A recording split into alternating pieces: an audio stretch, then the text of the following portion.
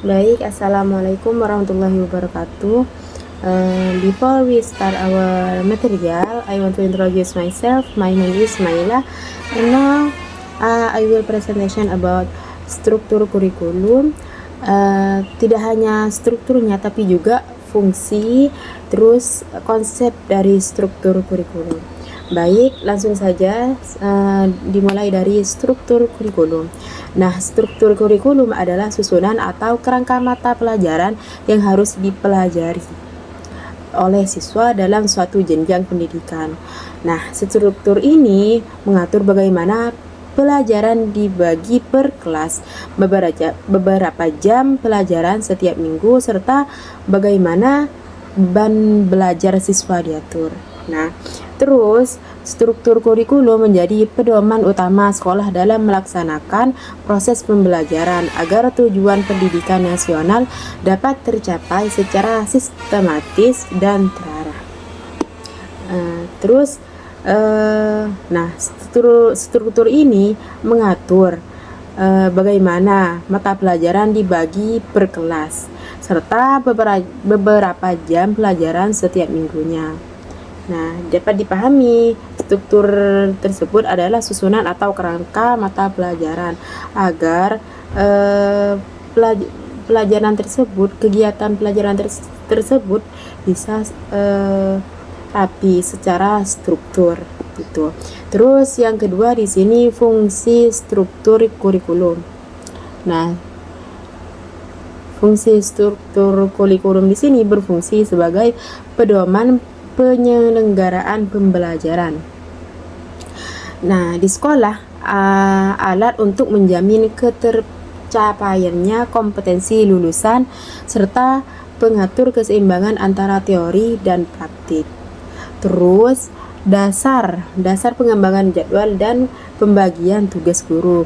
Dengan adanya struktur yang jelas dan terarah, proses pendidikan tidak berjalan secara acak, tetapi secara terencana karena sudah terstruktur dari atas sampai ke bawah. Tuh. Terus ya lagi konsep. Nah, kita bahas tentang konsep struktur kurikulum. Nah, konsep struktur kurikulum umumnya berbasis kompetensi. Artinya pembelajaran tidak hanya menekankan penguasaan materi, tetapi juga kemampuan siswa dalam menerapkan pengetahuan tersebut. Nah, struktur kurikulum modern. Nah, mengintegrasikan pengetahuan kognitif, terus keterampilan psikomotorik dan sikap efektif. Selain itu, kurikulum bersifat fleksibel agar bisa menyesuaikan perkembangan zaman dan kebutuhan peserta didik. Gitu. Nah, di sini konsep struktur kurikulum di sini pembelajaran tidak hanya menekankan penguasaan materi, tetapi juga kemampuan siswa yang menerapkan pengetahuan tersebut. Gitu. Terus struktur mata pelajaran dalam kurikulum. Struktur mata pelajaran biasanya terdiri dari mata pelajaran wajib seperti bahasa Indonesia, IPA, matematika, dan lain-lain. Nah, terus sedangkan muatan lokal disesuaikan dengan kebutuhan daerah. Misalnya bahasa Madura gitu. Itu kan muatan lokal gitu. Terus program penguatan karakter. Pembagian ini bertujuan agar siswa mendapatkan pendidikan yang seimbang antara akademik, karakter, dan juga keterampilan. Terus lanjut ke pengorganisasian. Nah, pengorganisasian mata pelajaran dilakukan berdasarkan jenjang kelas. Nah, tingkat kesulitannya materi. Nah, dalam setiap kelas di situ kita akan mengukur tingkat kesulitan materi, alokasi waktu per minggu, serta keterkaitan antara mata pelajaran. Terus, hal ini penting agar pembelajaran tidak terlalu berat di situ di satu waktu dan tetap efektif dalam pembelajaran gitu. Jadi, pengorganisasian ini dilakukan berdasarkan jenjang kelas, tingkat kesulitan materi, serta lokasi waktu gitu. Terus yang selanjutnya di sini ada konten pembelajaran.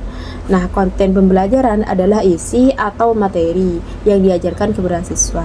Nah, konten ini harus sesuai dengan capaian pembelajaran. Terus disusun secara sistematis, berkembang dari yang sederhana misalnya dari yang sederhana ke kompleks, yang mana mendukung pencapaian kompetensi. Konten mencangkup fakta, konsep, prosedur, dan nilai atau sikap. Terus lanjut dalam penyusunan jadwal. Nah, dalam penyusunan jadwal pembelajaran, penyusunan jadwal dilakukan dengan mempertimbangkan beban belajar siswa. Nah, keseimbangan mata pelajaran berat dan ringan. Nah, ketersediaan guru, kebijakan sekolah, serta jadwal yang baik akan membantu siswa belajar secara optimal tanpa merasa terlalu terbebani gitu. Sedangkan tujuan pembelajaran SMART. Nah, kita akan membahas tentang tujuan pembelajaran SMART. Apa sih itu pengertian SMART? Nah, SMART di sini adalah prinsip dalam penyusunan tujuan pembelajaran agar lebih jelas dan terarah.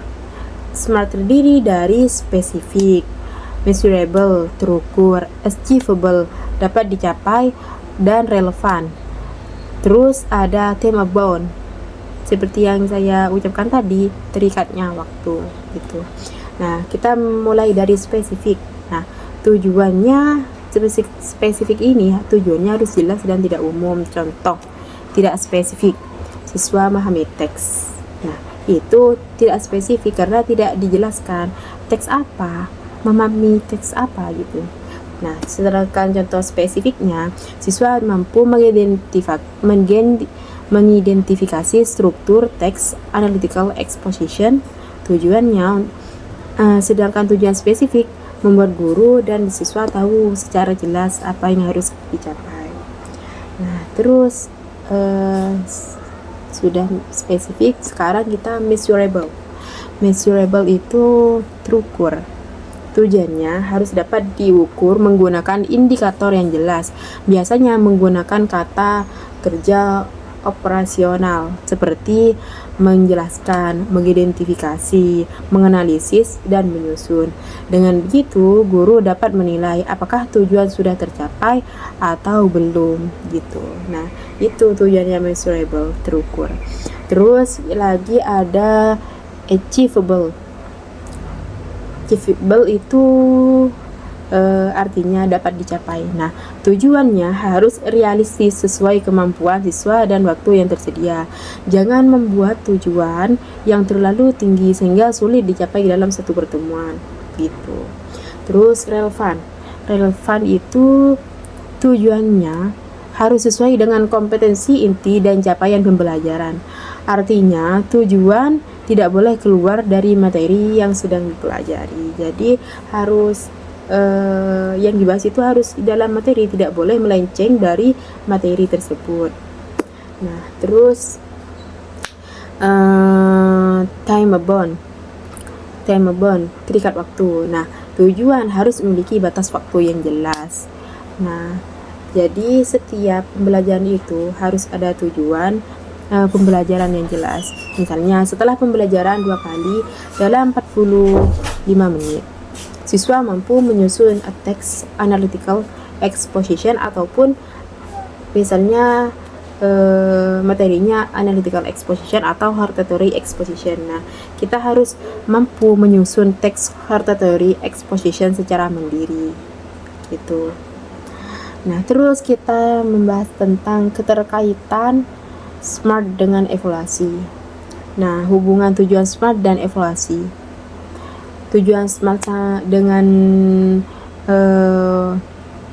evaluasi di sini, SMART sebagai sangat membantu dalam proses evaluasi karena indikatornya jelas. Penilaiannya objektif, yang mana guru mudah menyusun instrumen tes hasil belajar, dapat diukur secara akurat. Jika tujuan tidak jelas, maka evaluasi juga akan tidak terarah gitu. Jadi harus menyusun instrumen teks gitu. Terus yang